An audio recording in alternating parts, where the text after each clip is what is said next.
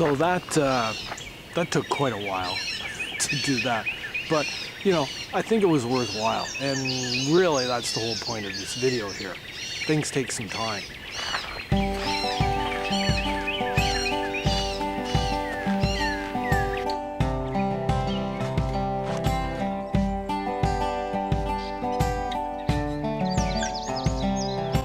So this is my Yashica A. It's a medium format film camera, built circa 1958, and which means it takes film, obviously, but medium format means it takes a size of film that's much, much larger than a 35 millimeter. And great little old camera. The thing that I really like doing with this camera is the fact that I like using this camera is that it's all manual setup.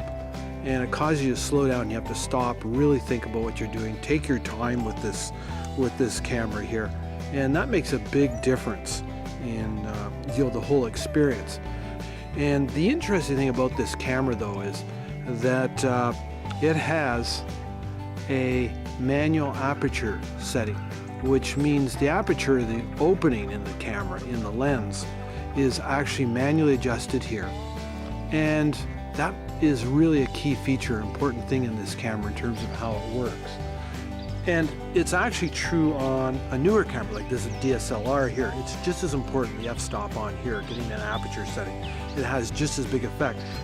So f-stop's a big deal. Why is it such a big deal?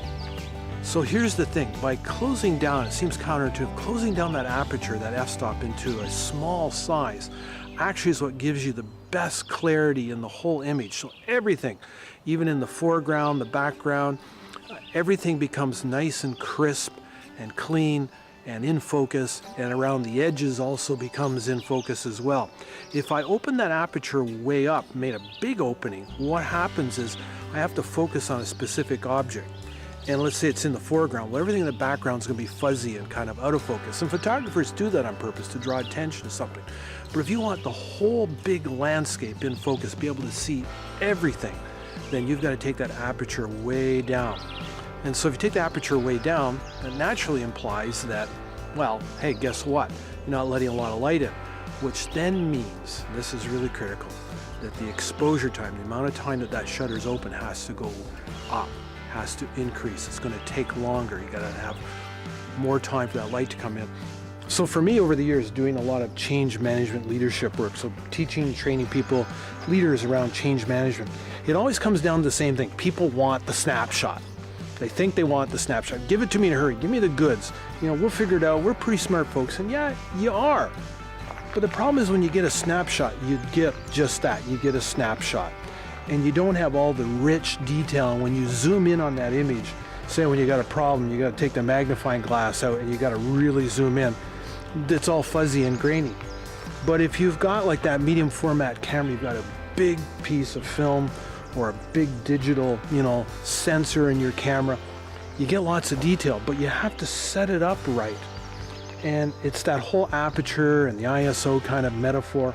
So take the aperture right down as small as you can and meter it in, because what that small aperture does is it allows you to put everything in the image into great detail and focus. So the edges aren't out of focus, the foreground's not out of focus, the background's not out of focus. Sometimes you want that in a snapshot, you want just for artistic value. But in this case, you want the whole image to be really, really sharp and crisp and clean and image, in great detail. And the only way to do that is to take that aperture right down as small as you can, so that when you take that magnifying glass out, when you've got a problem and you need that extra detail, you can take it on that image and you can right in zoom in. It won't be all pixels or grain or whatever. There's going to be detail there. And I find that by slowing people down a bit on change leadership and taking it in, absorbing and learning the material, is that their knowledge and their understanding and their ability to use the material goes way up dramatically. It's kind of like, they come into the light and all of a sudden, when you get into the light, there's a lot more detail that starts to show up in the image. And for me, that's absolutely critical. So the big piece of advice here is slow down. Allow yourself the time to learn leadership skills around change management the way that they should. And that's what I like to call the leadership lens for change management.